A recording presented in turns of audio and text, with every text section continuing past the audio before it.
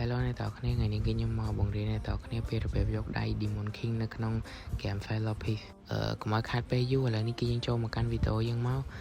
ជាដំបូងអ្នកទាំងគ្នាត្រូវ teleport ទៅកាន់កោះមួយដែលមានឈ្មោះថា Academy Iceland រួចមកអ្នកទាំងគ្នាដើរតាមខ្ញុំមកដើម្បីយើងទៅជួប NPC មួយដើម្បីយើងទៅយក quest ពីវាចឹងឥឡូវនេះគឺយើងធ្វើការនិយាយវាដើម្បីយក quest មកឥឡូវនេះគឺយើងទទួលបាន quest ឲ្យគ្នាយើងឲ្យអ្នកទាំងគ្នាដើរតាមខ្ញុំដូចនៅក្នុងវីដេអូហ្នឹងមកដើម្បីយើងទៅរក fragment 2ចឹងគេឲ្យរក2 fragment អ្នកទាំងគ្នាឥឡូវនេះគឺយើងរកបានមួយហើយបន្ទាប់មកគឺយើងរកបាន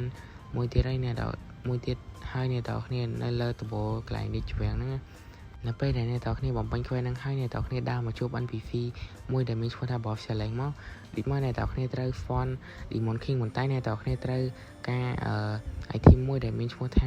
Calamity Shield អ្នកទាំងគ្នារួចមកនៅពេលដែលអ្នកទាំងគ្នាមានហើយអ្នកទាំងគ្នាអាច font boss ហ្នឹងដើម្បីយកមកវាយដូចមកនៅពេលដែលអ្នកទាំងគ្នា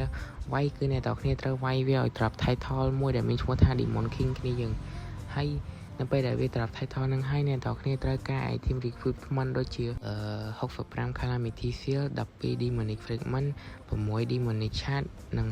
1 Emperor Mark អ្នកទាំងគ្នារួចហើយនៅពេលដែលអ្នកទាំងគ្នាមានទាំងអស់ហ្នឹងហើយអ្នកទាំងគ្នាអាចទិញបានហើយដូចខ្ញុំអញ្ចឹងអ្នកទាំងគ្នាគឺខ្ញុំទិញបានហើយនេះគឺយើងមកធ្វើការ showcase ឲ្យគ្នាយើងមើលលេងអញ្ចឹង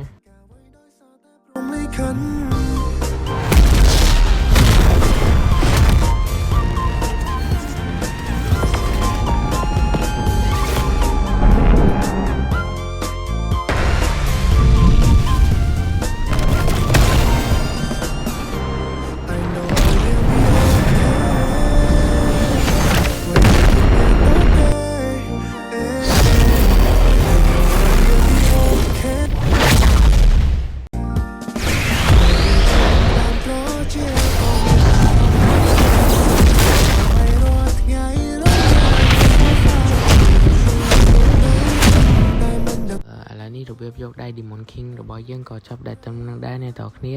ហើយបើអ្នកទាំងគ្នាត្រូវការ item Fire Piece ក៏ដូចជា free Fire Piece នៅនេះមានអ្នកទាំងគ្នាបើចង់ដឹងព័ត៌មានថែមអ្នកទាំងគ្នាឆែក story TikTok ខ្ញុំទៅចឹងវីដេអូយើងក៏មានតែប៉ុណ្្នឹងទេបាយបាយមក